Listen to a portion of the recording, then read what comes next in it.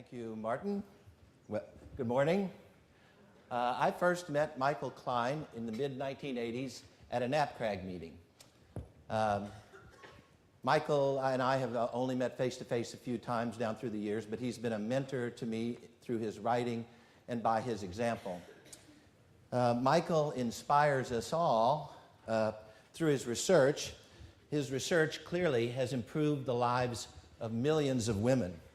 He inspires us with his tenacity and with his courage and with his persistence as well. Now, the saga of Michael Klein is the story of Michael's search for truth regarding episiotomy. This research was done at McGill University in the 1980s, but actually the whole story spans the three NAPCRAG eras that were described by Larry Culpepper, Bill Phillips, and Larry Green.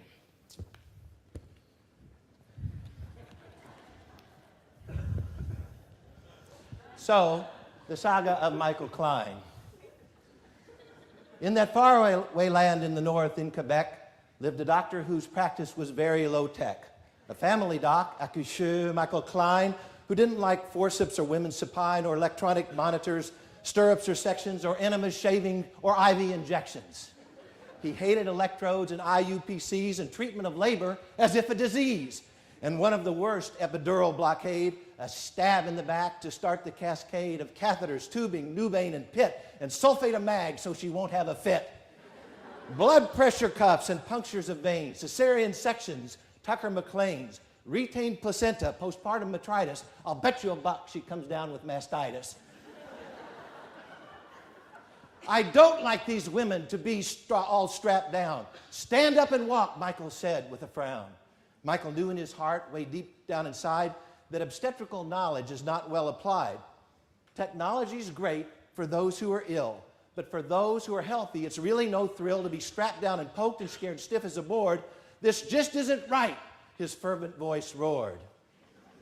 But one thing more than others did gnaw at his heart, made his blood boil and stung like a dart. He just couldn't stand it to see a long slice. And a piece, a cut, what a terrible vice. A snip with the scissors that starts very small and rips and extends as the baby comes through, tears into the sphincter and up the wazoo. A third, then a fourth, oh my, what a mess. They must like to cut, was his only guess. So Michael jumped up and he raised his right hand and he opened his mouth and he took a firm stand. I'll study this problem, he said with a shout, and when I'm finished, there won't be a doubt that these cuts are no good. The whole world will see. This idea is a good one, they'll have to agree. I'll start up a randomized single-blind study, and I'll work with my buddy, Michelle, a good buddy, and we'll put old McGill right here on the map. This study of perineal trauma's a snap. We'll put in a grant. We'll get recognition. We'll send all this stuff to a good statistician.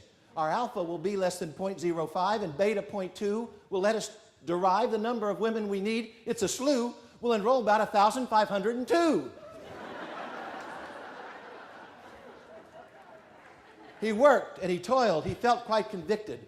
The results were the ones he exactly predicted. Midline appease, when routinely done for women in labor, is not lots of fun. Our EMGs show that sliced muscles get weak. They heal up quite slowly and let urine leak. And that isn't all that comes out that should not. She'll find out real quick when she sits on the pot.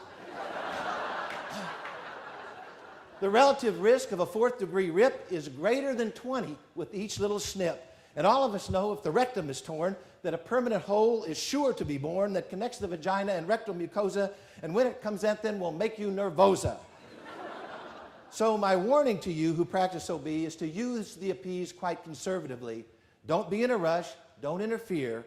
Throw down those scissors. They're not needed here. Now, Michael was proud and really excited. With his results, he was very delighted. He wanted to spread this good news he had found. He wanted to broadcast this stuff all around. But a funny thing happened. He couldn't believe it. No one would listen. They just couldn't perceive it. The doctors in charge of the medical journal, the ones who were experts in issues maternal, did not want to hear about data that's new. It was hard to convince that conservative crew. No one will believe it, the editors cried, and they wrote down rejected with feelings of pride. And one after another, they all did the same. They suppressed this great knowledge. Oh my, what a shame. But this story's not over. He didn't back down. He battled the towers who sport cap and gown. Then once, then again, then a third time, it's true, his papers were granted another review. And though 8 years late and quite overdue, all three ended up in the publishing queue. And now the world knew, both in Canada North and in states to the south, the new message went forth. The paradigm shifted. The good word was this: the appease is archaic, and you'll be remiss to ignore this great knowledge that newly exists and to squander this chance to cause perennial bliss.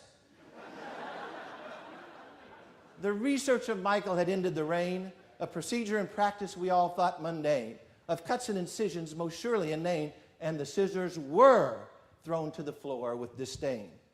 In just over a decade, the rate of appease of pelvic dysfunction and fourth gaping degrees had tumbled to levels that went far below the figures observed just a few years ago, from 60% of all getting cleaved to just 9 in 100 a cut to receive.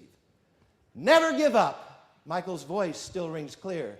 The moral today is to be of good cheer, to persistently fight in the face of all odds, to battle ideas of conventional gods, to find the new facts and new evidence find, to give power to reason and sight to the blind.